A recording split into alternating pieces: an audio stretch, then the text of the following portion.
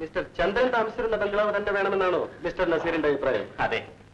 മാത്രമല്ല മിസ്റ്റർ ചന്ദ്രന്റെ വേലക്കാരനായിരുന്ന പപ്പുവിന് തന്നെ എനിക്ക് വേലക്കാരനായി കിട്ടണം.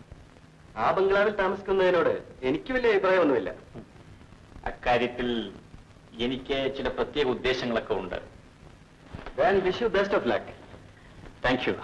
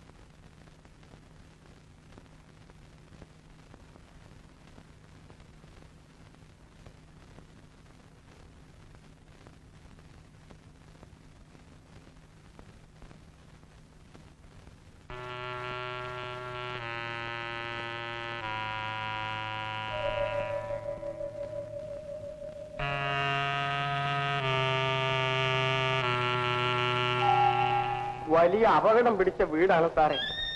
ഒരു ദിവസമെങ്കിലും പേടിക്കാതെ കിടന്നുറങ്ങാൻ കഴിയില്ല. ഇവിടെ നിന്ന് മാറി താമസിക്കാൻ ഞാൻ ചന്ദ്രൻ സാറിനോട് പലപ്പോഴും പറഞ്ഞതാണ്. അങ്ങനെ മാറി താമസിച്ചിരുന്നെങ്കിൽ അദ്ദേഹം മരിക്കുമായിരുന്നില്ല.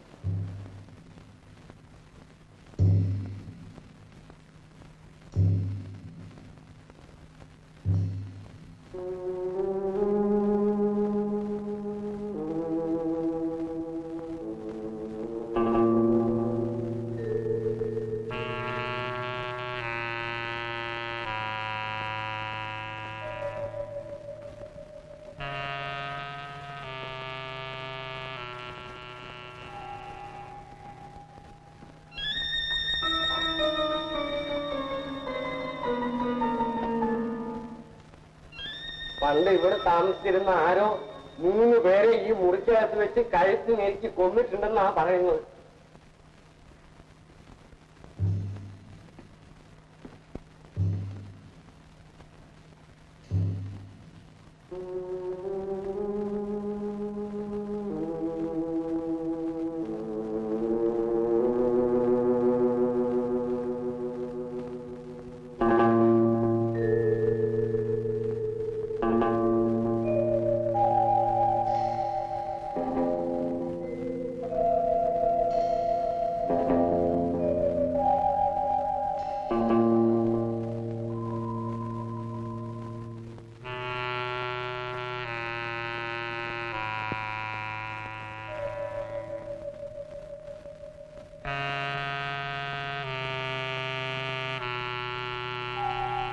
കിടക്കുന്ന കസേരകളും കട്ടിലും ഒക്കെ ചിലപ്പോ അങ്ങോട്ടും ഇങ്ങോട്ടും തനിയെ മാറും സാറേ.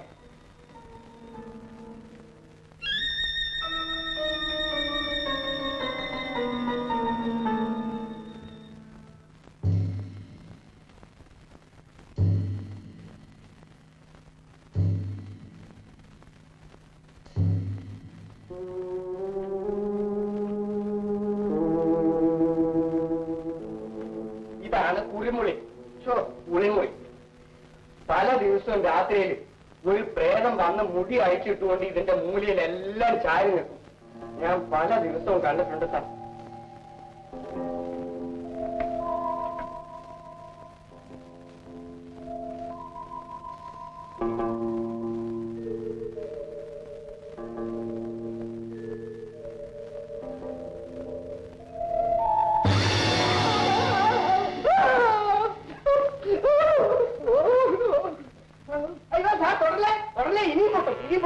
രക്ഷിത്തോക്കാം. ഇപ്പൊ ബോധ്യമായോ സാറ് വന്ന ഉടനെ തന്നെ? ആണി ഊരി തോക്ക് താഴെ വീണു. ഓ എന്റെ പൊന്നു സാറേ, ഇവിടെ എല്ലാത്തിന്റെ ആണി ഊരിയിരിക്കുക, ഞാൻ ഉൾപ്പെടെ. പക്ഷെ സാറിന്റെ നേരെ ഉണ്ട വന്നാലും സാറ് പറയും ആണി ഊരിപ്പോയതാണ്.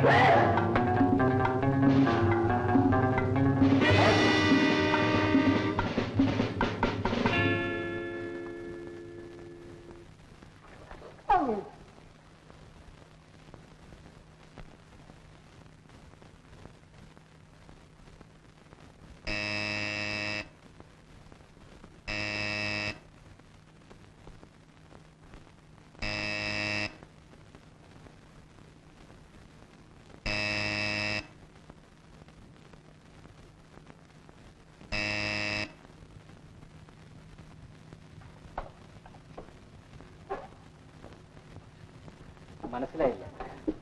എന്റെ പേര് ശങ്കരപ്പണിക്കരെന്നാണ്. ഞാൻ ഈ കെട്ടിടത്തിന്റെ ഉടമസ്ഥനാണ്. ഐശി, ഇതെന്റെ മകൾ ശാന്തി. അച്ഛാ, നമസ്തേ. ആരും ഇഷ്ടപ്പെടാത്ത തരത്തിലുള്ള പല കഥകളും ഈ ബംഗ്ലാവിന്റെ പിന്നിലുണ്ട്. മിക്കവാറും അതൊക്കെ ശരിയാണെന്നാണ് എനിക്കും തോന്നിയിട്ടുള്ളത്. എല്ലാം അറിഞ്ഞുകൊണ്ട് തന്നെയാണ് ഞാൻ ഇവിടെ വന്നത്. ഏതായാലും ഞാൻ ഇവിടെ തന്നെ താമസിക്കാൻ തീരുമാനിച്ചു. കേട്ടതൊക്കെ ശരിയാണോ എന്നറിയാമല്ലോ. ഈ കെട്ടിടം തന്നെ വേണമെന്ന് നിർബന്ധമായി പറഞ്ഞുകൊണ്ട് ഞാൻ വാടകയ്ക്ക് തന്നു എന്നേ ഉള്ളൂ. താങ്കൾക്ക് എന്തെങ്കിലും അനുഭവമുണ്ടായോ എന്നറിയാൻ വേണ്ടി കൊണ്ട് കയറി, അത്രമാത്രം. ഞാനിപ്പോ താമസമാക്കിയതല്ലേ ഉള്ളൂ. അസുഖകരമായ ഒന്നും തന്നെ എനിക്കിതുവരെ അനുഭവപ്പെട്ടിട്ടില്ല. എന്നും അങ്ങനെ തന്നെ ഇരിക്കട്ടെ. ഇതിനു മുമ്പ് ഇവിടെ താമസിച്ചിരുന്ന മിസ്റ്റർ ചന്ദ്രന്റെ മരണത്തെപ്പറ്റി താങ്കളും കേട്ടിരിക്കുമില്ല? അത് പറഞ്ഞു. എന്നാലും മരിക്കാതെ നിവൃത്തിയില്ലല്ലോ. മിസ്റ്റർ ചന്ദ്രൻ മരിച്ചതുപോലെ ഞാനും മരിക്കാനാണ് വിധിയെങ്കിൽ പിന്നെ നിവൃത്തിയില്ലല്ലോ. ഇങ്ങനെയൊക്കെ ഭയപ്പെടാൻ തുടങ്ങിയാൽ ഈ ലോകത്ത് നിന്ന് മാറി താമസിക്കേണ്ടതായി വരും. താങ്കളുടെ ധൈര്യത്തെ ഞാൻ അഭിനന്ദിക്കുന്നു. ആപത്തൊന്നും വരാതിരിക്കാൻ ഈശ്വരൻ അനുഗ്രഹിക്കട്ടെ. എന്തെങ്കിലും വിശേഷം ഉണ്ടായാൽ എന്നെ അറിയിക്കാതിരിക്കരുത്. പിന്നെ ആ പടിഞ്ഞാറ് ഭാഗത്ത് കാണുന്ന കെട്ടിടത്തിലാണ് ഞാൻ താമസിക്കുന്നത്. അച്ഛാ, ഇന്ന് വൈകുന്നേരം താങ്കൾ എന്റെ വീട്ടിൽ ചായ കുടിക്കണം. ശരി, എന്നാ വരട്ടെ. വരട്ടെ. നമസ്തേ.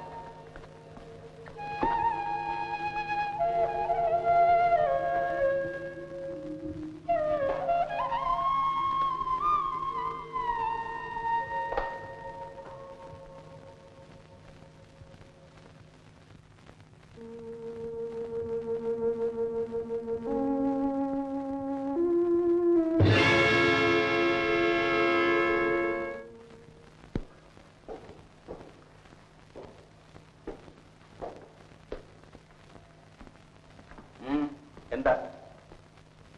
എന്തെങ്കിലും ഒരു ജോലി വേണം. ഇവിടെ ജോലിയൊന്നുമില്ലല്ലോ. അല്ല, ജോലി ഇല്ലെന്ന് പറഞ്ഞാൽ ഒപ്പോ? ജോലി ഇല്ലാതെ എങ്ങനെയാ ജീവിക്കുന്നത്? ജോലിയുള്ളിടത്ത് പോയി അന്വേഷിക്കണം. അതുകൊണ്ടാണല്ലോ ഇവിടെ തന്നെ വന്നിരിക്കുന്നത്. ഇവിടെ ജോലിയുണ്ടെന്ന് ആര് പറഞ്ഞു? ആരും പറയണമെന്നില്ല. അതൊക്കെ മനസ്സിലാക്കാനുള്ള അറിവും വാർദ്ധക്യവും എനിക്കുണ്ട്. ജോലി വേണമെന്നില്ല, ശമ്പളം തന്നാ മതി. ഞാൻ പോവാൻ ഉദ്ദേശിക്കുന്നില്ല. ഓഹോ, തലയ്ക്ക് നല്ല സുഖമില്ല. ഇറങ്ങി പോണേ. പോയില്ലെങ്കിലോ? ഇവിടെ റിവോൾവർ ഇരിപ്പുണ്ട്, തന്നെ വെടിവെച്ച് കൊന്നുകളയും. ഇവിടെ ജോലിക്ക് വരുന്നവരെ വെടിവെച്ച് കൊല്ലലാണോ സാറിന്റെ ജോലി? വേറെയും ഒരു ജോലി എനിക്കുണ്ട്. ഇവിടെ ജോലിക്ക് വരുന്നവരുടെ താടിയും മീശയും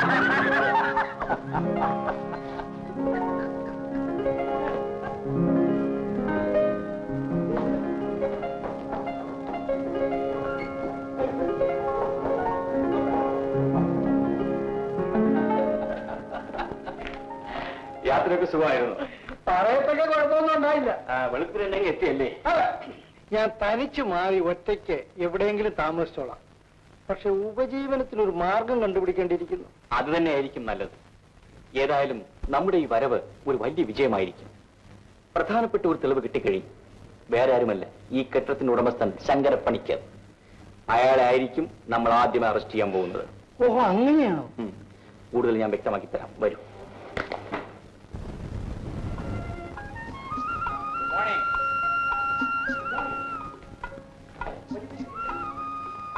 ഞാൻ കാത്തിരിക്കുകയായിരുന്നു.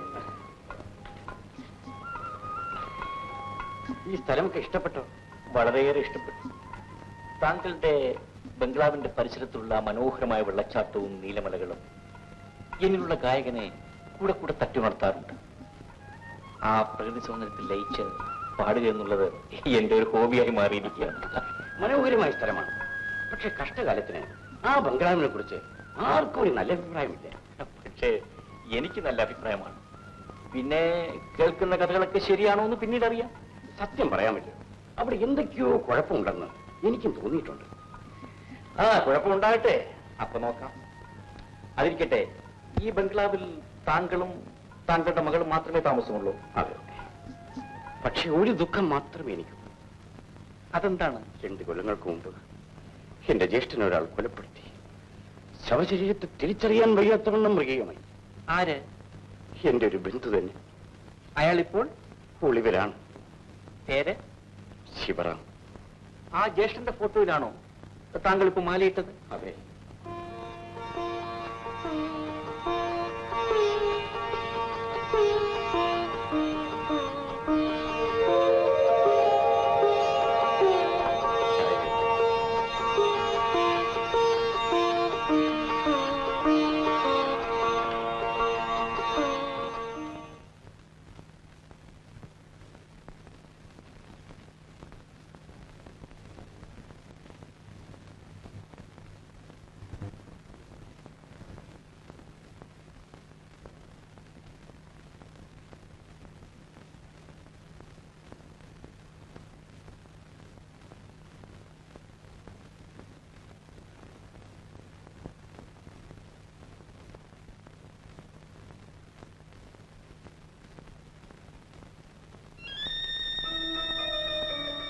അപ്പൊ എന്ത് പറ്റി? ഒന്നുമില്ല സാറേ, ഞാൻ പോയി കിടക്കാൻ പോവുകയാണ്. ഞാൻ വിചാരിച്ചു കരയാൻ പോവുകയാണെന്ന്. കരയാനും തോന്നുന്നുണ്ട് സാറേ. ഇവിടുത്തെ ചുറ്റുപാട് അതാണ്. എന്തായാലും ഞാൻ പോയി കിടന്ന് ഉറങ്ങട്ടെ. ആയിക്കോട്ടെ. ആയുസ്സോടുകൂടി ദൈവം കാണാൻ ഇടവരുത്തുമെങ്കിൽ നാളെ രാവിലെ വീണ്ടും കാണാം സാറേ.